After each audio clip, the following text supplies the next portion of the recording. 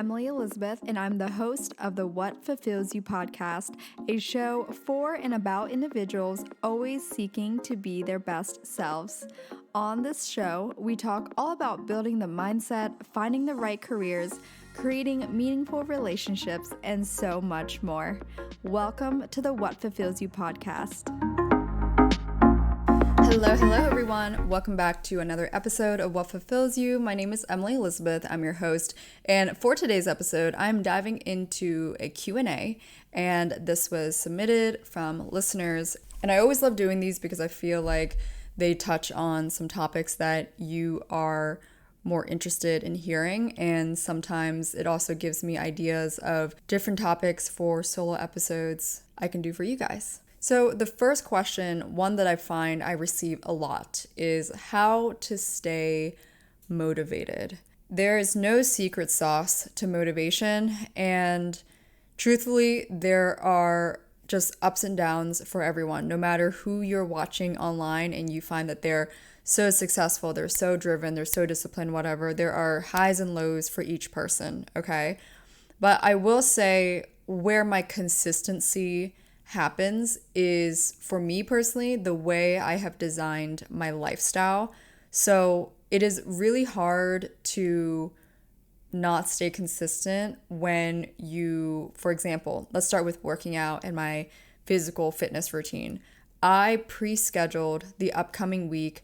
I have yoga already on Friday scheduled at 7 in the morning. I have 2 tennis sessions already, one's at 7:30, one is at 6 a.m. I have my gym lifting days set, right? So when majority of them are scheduled to the level of I already paid and already made a commitment with money, I know that I'm not going to back out of that commitment. And so that for me is one way I have crafted a consistent routine around my physical fitness.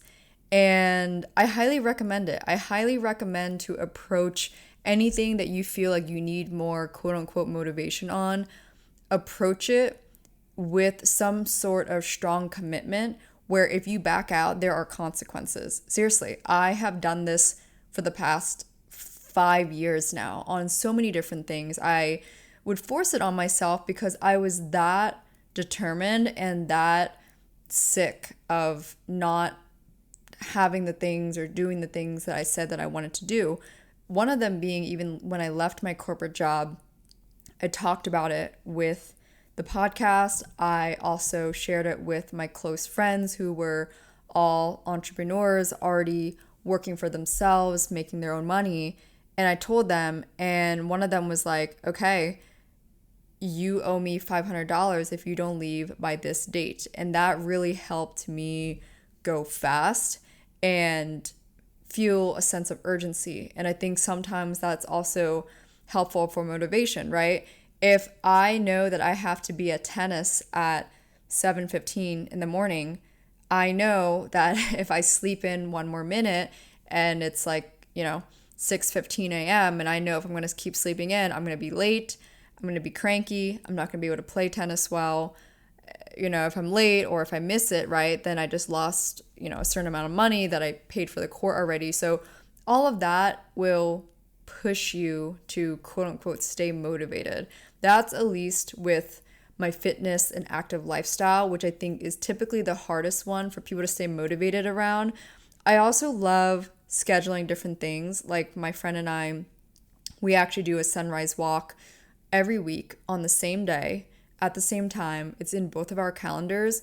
We typically walk like 6:30 to 7:30 in the morning. It's great. It's a nice, again, different type of workout for the day. We already get 10,000 steps in by 7:30 in the morning. It feels great. So I can't say that both of us feel motivated to do it, but when you make a commitment with someone else, you, at least for me, I feel embarrassed if I don't show up at her door by 6:30, give or take, because she's waiting for me, right? And no one wants to be that friend that has the other friend waiting. I think it's slightly disrespectful, And when it comes to motivation for other aspects of my life, like building my brand, my business, this podcast, my motivation for sure comes from things both internally and externally. So, what I mean by that is over the years, I've noticed that I have found the most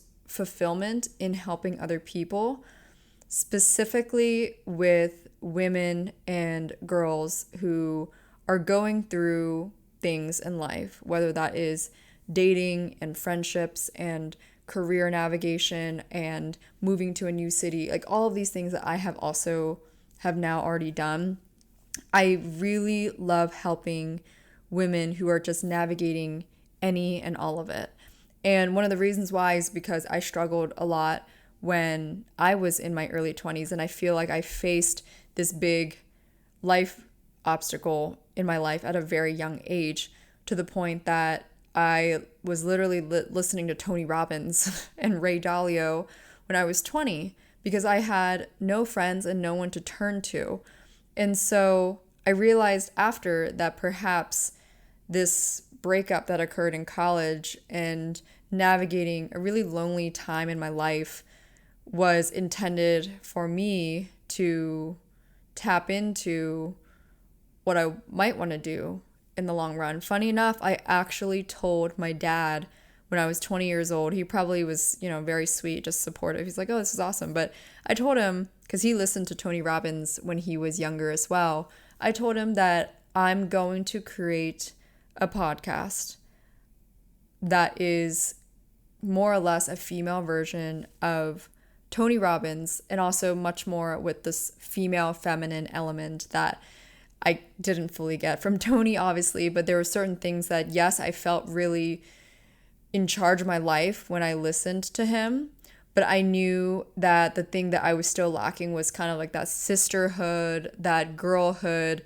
energy that I have now created for my own community and for people that I connect with. And so that's the motivation for me, to be honest. Like in everything that I do, it's because I love impacting the world in the smallest ways that I can. I know I'm not going to hit, like 100 million people. And I don't know, maybe I do in a couple of years. Like life can change so much, right? But I've been doing this day by day. I started on a different podcast in 2019. For those of you who've been listening since then, hello. Actually, side note, please DM me. Actually, even if I already talked to you before, please DM me and let me know if you have been a listener since Young and Ambitious podcast, because like right now, like pause this and go send me a DM on Instagram, because I would love to chat with you and see what you have thought over the years, because that's a long time to be listening to some of my content. I know people say this repetitively, but you have to find something bigger to push you. I think that's why parents always say when they have children, their children become their why. And of course, the why evolves over time, but at some point in life, you learn why buying that car or buying that piece of bag or buying certain materialistic things, like that why doesn't last long enough for motivation, because once you get the thing, it's like, then what, right? And I think I was very fortunate to experience that early on, like really early on in life, to recognize that I wasn't interested or fulfilled by being able to buy or get certain things, but I was motivated and fulfilled by being able to live life in the most Emily way possible, and also being able to lead with the value that I cared about most, which is autonomy. I care about being able to make decisions in the way that it's on my own, and also to have the freedom to choose how I spend my time, how I'm working, all of those things. And someone else is going to value something differently. You just have to be able to identify what that is and figure out how to craft and how to design your life that stems from that value that you personally care about most. Another question I received was around managing side hustles along with your primary career. So I do have experience in this. Obviously, I did work at a corporate job right out of college for about a year and a half. And I would say that one of the main ways I managed it was I used my free time to do my side hustles. I used my free time for podcasting. I used my free time. At the time, I didn't have my agency yet, but once I did start my marketing agency, I did start to, figure out how I can build a clientele as well. And once it was, too busy, I definitely didn't have the capacity to do both. And also at that time, financially, it made sense for me to walk away from my corporate job.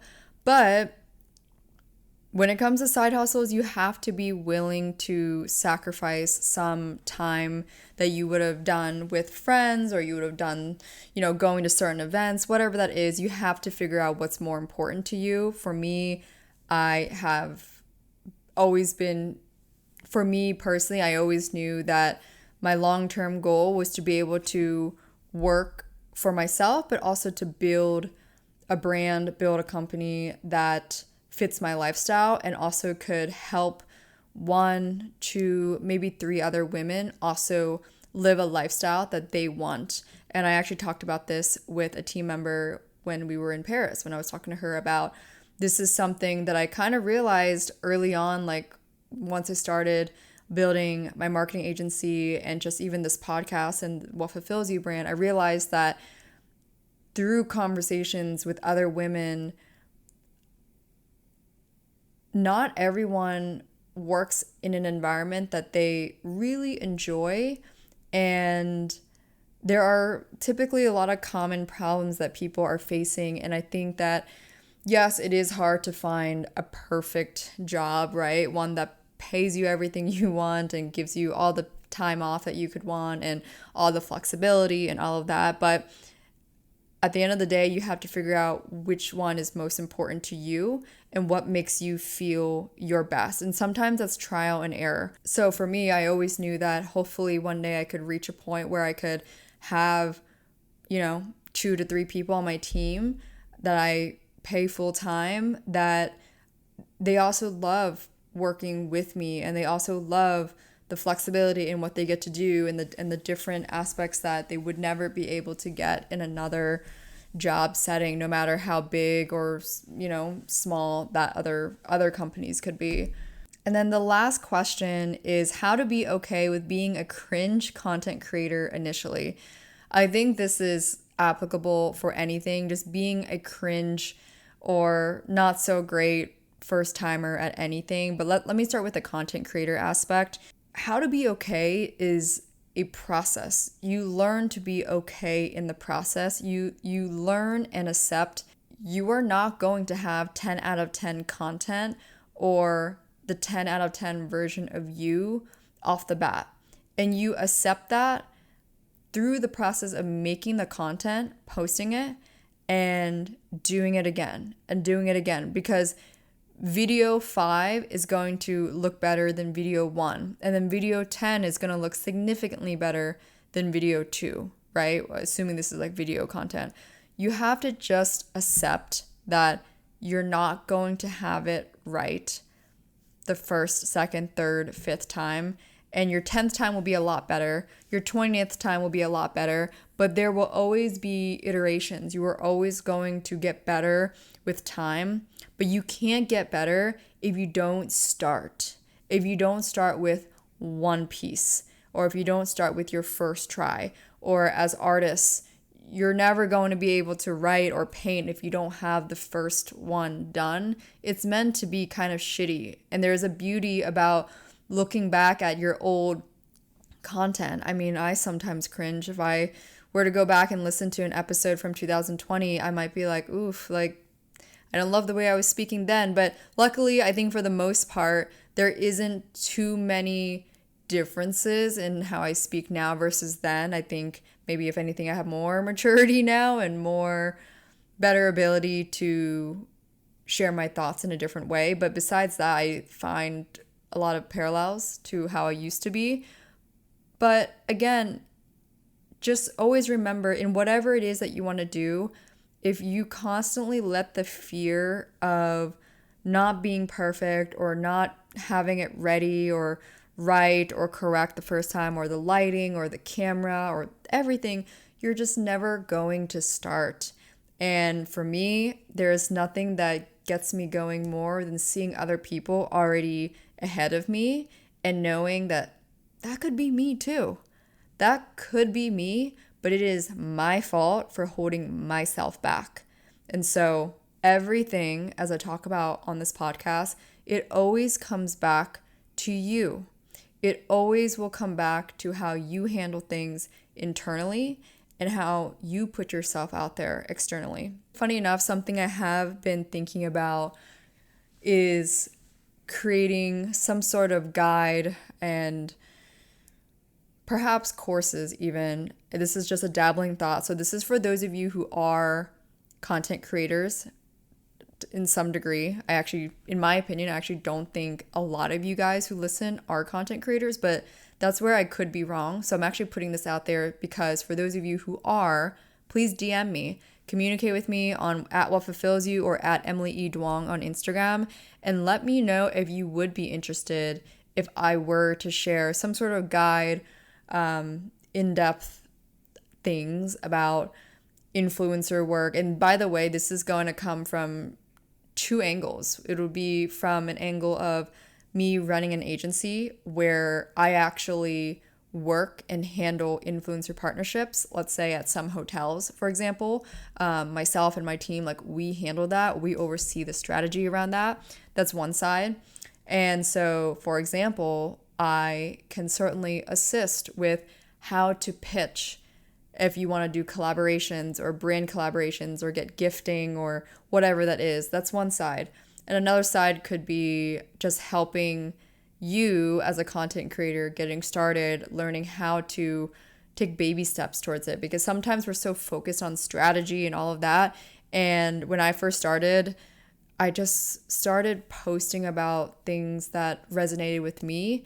And as I saw traction with certain things, that's how I pivoted. That's how I changed my content. But anyways, I've been dabbling with the idea of maybe sharing some of my insights through a guide of some sort. So if you would be interested in that, DM me and let me know you heard about this on this episode and you would be interested and intrigued in hearing more if I were to share more insights. So let me know. And as always, if you enjoy this episode, this podcast, and you have some topics or questions you want me to talk about more on episodes, let me know and share with me. You can DM me again at EmilyE.Duong or @whatfulfillsyou. I do chat with you guys. I chat with all listeners and those of you who DM me. So thank you so much for chatting with me. And to find everything else, including the journal, card game, all of the merch, watch the YouTube channel. Everything is linked in the show notes. Thanks again for tuning in. I would chat with you all in the next one.